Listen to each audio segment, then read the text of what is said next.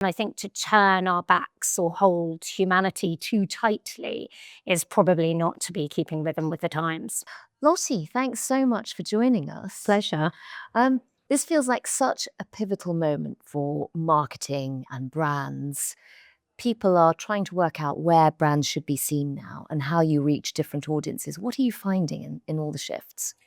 Well, at Caliber, we're a media company essentially. So we wear two hats, one as a news outlet and one as a media brand. For me, I constantly have in the back of my mind that I'm competing, no matter what the content is, with people's holiday videos through to cat videos. So, in terms of having fun and being playful with the brands, it's important to harness the element of surprise and serendipity. I'd also say, in terms of creators, building trust is a huge factor. And the consistency with which they show up as a personality and a human with flaws and errors, and being able to surface them or at least try to harness spontaneity on the feed, I think is incredibly important for all ages. It's so interesting you talk about building trust and creators.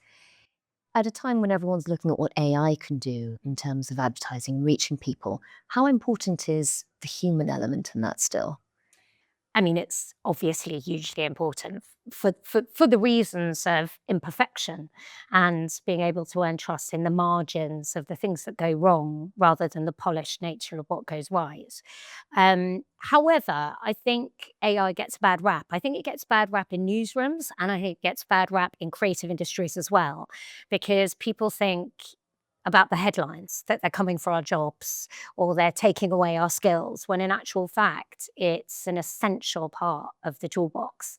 And it doesn't necessarily mean that AI is going to be voicing over your videos or starring in the show, but it might be that they could be a research aid or, LLMs particularly can help optimize who sees your content as much as anything else.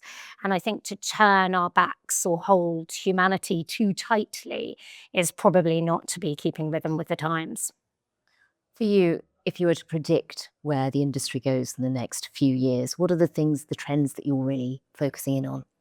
I think we're probably mid-pendulum sort of swing, to your previous question. I think probably we're moving to really embracing AI with an element of fear underscoring it and there being a bit of a sugar rush around it.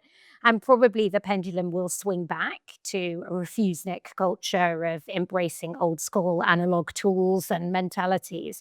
But then gradually, the hope is that that pendulum starts swinging and settles somewhere in the middle. How long that will take is another matter. We've been talking a lot to people this week about the theme of can and how it manifests in lots of different ways. And it feels like we've been talking about AI for quite some time. So it's definitely not going away.